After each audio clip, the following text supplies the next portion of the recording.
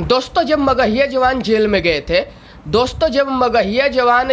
गए थे तो जितने भी पावर स्टार पवन सिंह के फैन हैं सब लोगों ने मगहिया जवान का बहुत ज़्यादा मदद किया, हेल्प किया। मगहिया जवान के लिए बहुत सारे पवन सिंह के फैन खड़े हो गए कि फ्लॉप स्टार चाहे तुम कितना भी कोशिश कर लो, हम मगहिया जवान को बचाएंगे। दोस्तों पावर स्टार पवन सिंह के सारे फैन मगहिया जवान के साथ खड़े थे, लेकिन दोस्तों मगहिया जवान जेल से छूट के आ गए हैं, ये बात सबको पता है। दोस्तों अभी मगहिया जवान बहुत दिनों के बाद जेल से छूट के आए हैं। दोस्तों अपने काम धाम में बिजी है।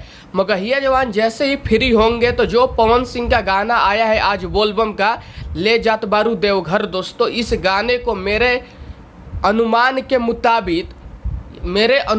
मुताबिक मगहिया जवान पवन सिंह के बोलबम गाने को प्रमोट कर सकते हैं दोस्तों, और करेंगे, क्योंकि मगहिया जवान अश्लीलता मिटाने के लिए जाने जाते हैं और अश्लील कलाकारों को धोते हैं मगहिया जवान।